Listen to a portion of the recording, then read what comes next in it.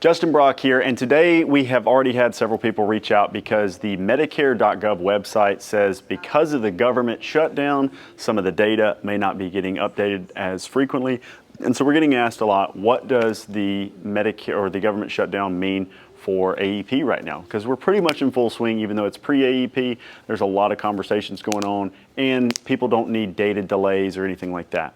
The good news is that on the private side, from what we've seen, Sunfire, Connecture, HealthSherpa, any of those organizations, that though there's not perfect data accuracy, that doesn't appear that the government shutdown has had any impact on them so far. And the good news also is that if there is some sort of delay or issue with Medicare.gov or any sort of call center associated with Medicare.gov, like a Maximus Federal call center, that would be potentially a good win for the agent and broker community, kind of making them lean more on us during that time. But there are some things to think about. And so unlikely disruptions, Medicare is not a discretionary program. So it's not subject to the same sort of budgetary restrictions that we see in these bills, right? So it's something that's going to continue to flow. However, within the program, there are things that might be subject to that discretionary spending. Some of the things like certain customer service, roles, like not customer service in its entirety, but maybe an elevated level of customer service. Maybe the replacement cards is not something that they would have, kind of automated in a way that doesn't make it subject to some of that discretionary spending. Potential like outreach or even kind of the oversight of the program. And then, things like things really like the customer service side, right? Or the direct mail that they may send out, like direct mail pieces that help people or emails. Some of that might get a little bit delayed because of it. And then on the unlikely disruption side, A through D, because it's not a discretionary program, those are still going to be funded. AEP still works the same. Claims payment to doctors and providers are not going to be stalled during this period. Now, there could be slight delays based in certain discretionary spending, enhancing the amount of administrative staff there are associated with that. But we don't think that any of those services are actually going to be turned off because there is a mandatory program.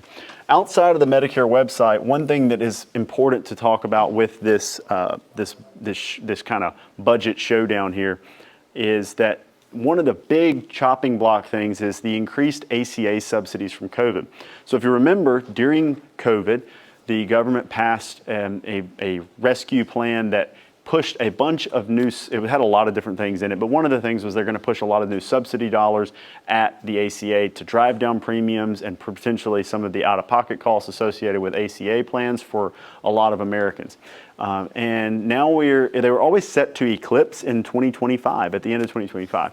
For some reason, it turns into this hot political thing now because as they're set to expire, of course, fiscally conservative people don't want to continue them because we could never actually afford them and they were only meant to help during COVID.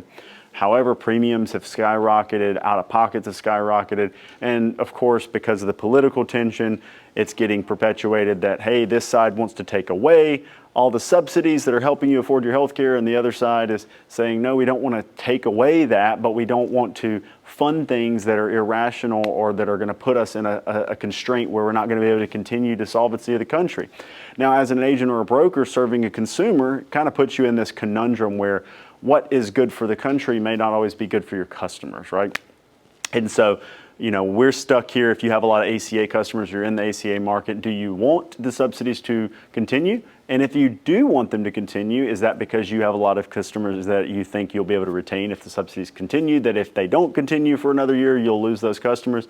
Also, some people that are just getting into that market may not want them to continue because it creates more disruption, more people that would be shopping in maybe the short-term medical or indemnity health plan market, which is higher commission, even though the products are not as good as ACA.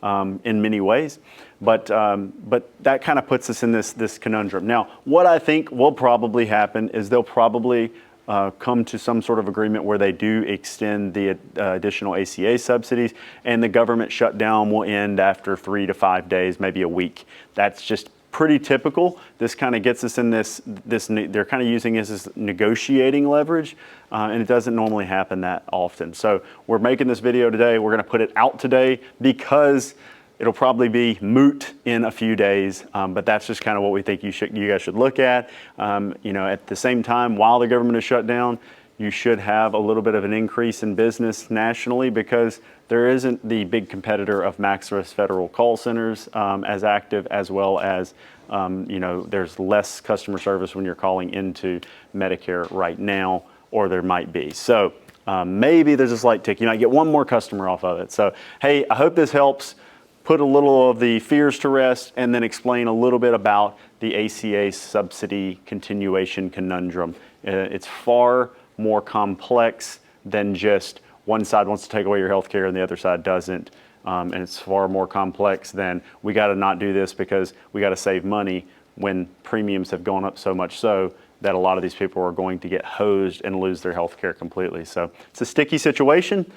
Unfortunately, I don't think there's a right or wrong answer. Both answers are right and wrong for the right or wrong people. So hope this helps, guys. Hey, check us out at justinbrock.com and come to our Behind the Agency and Agent Bootcamp right here. If you would like any of the resources that we're using to explain this sort of thing to our customers, make sure you email us at marketing@bobbybrockinsurance.com. Thank you.